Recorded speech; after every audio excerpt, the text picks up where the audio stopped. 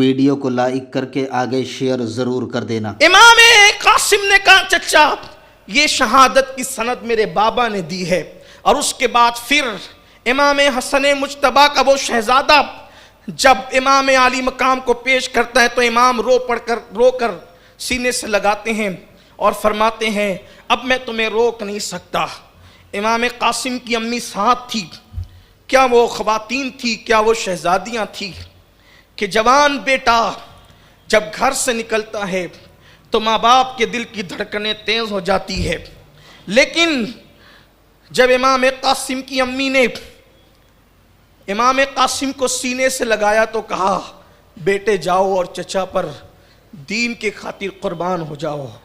اس لیے کہ لوگ تانا دیتے ہیں کہ حسن کو لڑنے کا شعور نہ تھا، جا کر بتا دے کہ تو بہادر باپ کا بہادر بیٹا ہے، جا کے ثابت کر دے۔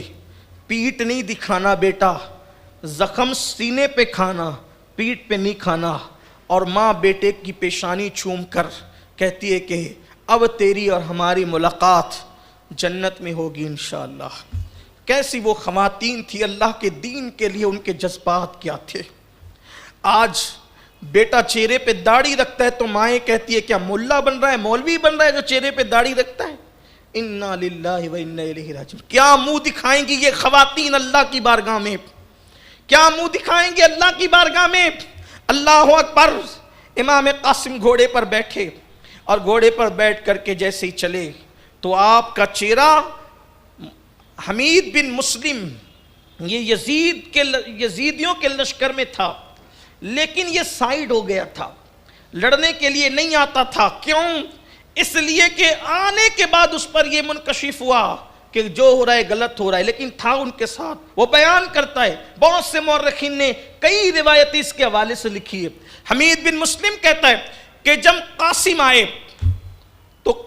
آئے تو ان کا چہرہ ایسے چمکتا تھا کربلا کی تپتی ہوئی ریت پر جیسے 14ویں رات کا چاند چمکتا ہے۔ 14ویں رات کا چاند رات میں چمکتا ہے، حسن کا چاند دن میں چمک رہا تھا اور اتنا دیکھنے میں بھلا چہرہ معلوم ہوتا تھا۔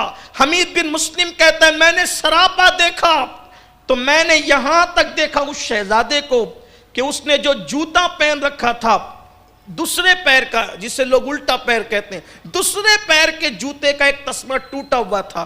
6 مہینے سے سفر میں تھے، شعبان 2 یا 4 کو سفر شروع ہوتا ہے اور محرم شریف کی 2 تاریخ کو سفر مکمل ہوتا ہے، محرم کی 2 تاریخ کو، اس لیے کہ کربلا پہنچ گئے تھے، منزل پہنچ گئے تھے، اگرچہ جنگ 10 کو ہوئی۔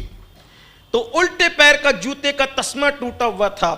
میں نے دیکھا خوبصورت جوان تھا اور اس نے آنے کے بعد کہا کہ میں حسن کا بیٹا ہوں، کہا میں حسن کا بیٹا ہوں، کون ہے میرے مقابلے میں آنے والا؟ بھیجو۔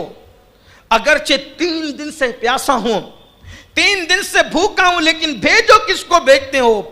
وہ ایسا لگتا تھا کڑیل جوان 19 سال کا، یوں لگتا تھا کہ جیسے خیبر کی یاد تازہ ہو رہی ہو، اور خیبر میں علی نے جیسے مرحب کو پکارا تھا ویسے وہ اپنا مبارز طلب کر رہا تھا، لیکن لشکر یزید میں کسی میں ہمت نہ تھی کہ اس جوان کا مقابلہ کرتا۔ کوئی کہتا تو جا، وہ کہتا تو جا، وہ کہتا تو جا، حتیٰ کہ ملک شام کا بہت بڑا پہلوان جس کا نام ارزق تھا، ارزق کو عمر بن سعد نے کہا ارزق تو جا اور اس لڑکے سے لڑ۔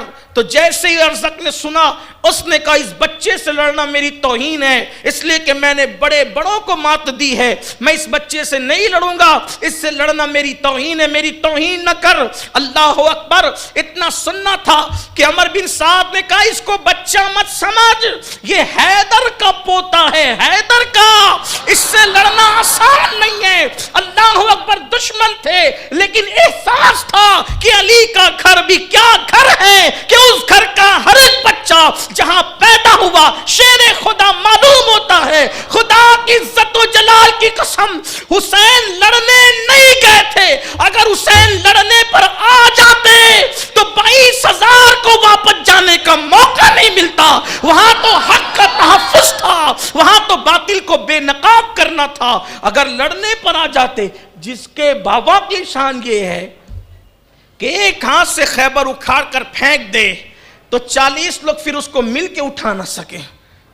فاتح خیبر کے شہزادے تھے, معمولی لوگ نہیں تھے. اور یہاں میں آپ سے کہنا چاہتا ہوں کہ ہمیں بھی بہادری سیکھنا ہے اس گھرانے سے. ہاں, صرف اپنے بال سنوارنے کے چکر میں مت رہو, صرف واٹس ایپ اور فیس بک کے چکر میں زنانہ فطرت اختیار مت کرو. مرد ہو مرد. اہل بیت نے ہمیں مردانگی سکھائی ہے, بہادری سکھائی ہے, جرأت سکھائی ہے, ہمت سکھائی ہے, شجاعت سکھائی ہے. ہم دہشت گردی کے مخالف ہیں, اس کے قائل نہیں ہیں, لیکن اللہ کی عزت کی قسم جب حق کی بات آتی ہے تو پھر ایسے ڈٹو جیسے کہ قاسم ڈٹے تھے, ایسے ڈٹو جیسے اون و محمد ڈٹے تھے, ایسے ڈٹو جیسے عباس علمدار ڈٹے تھے. جرأت و بہادری ہونی چاہیے اہل بیت کے ماننے والوں میں.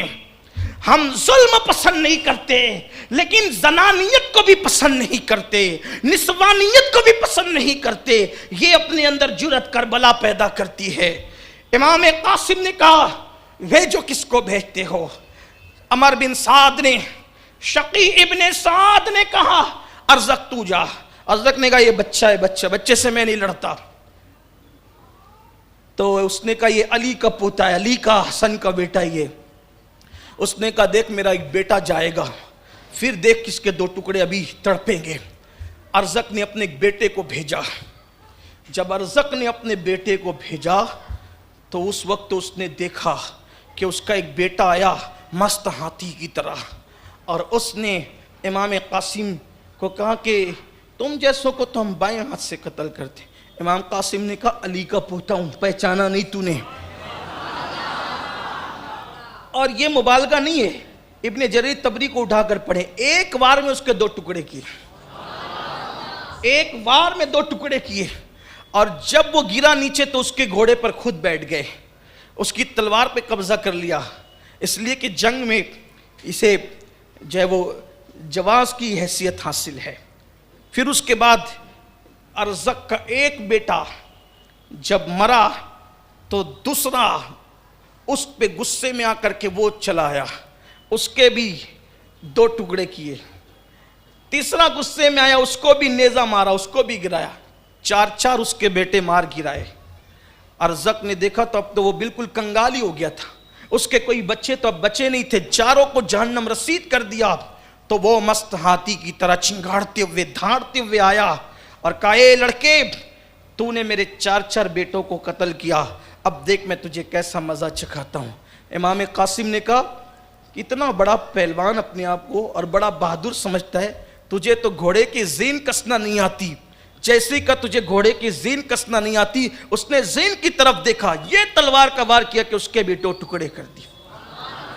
اور اس کے بعد امام قاسم گھوڑے کو دوڑاتے پلٹ کر کے واپس آتے ہیں, اور واپس آ ویڈیو کو لائک کر کے آگے شیئر ضرور کر دینا.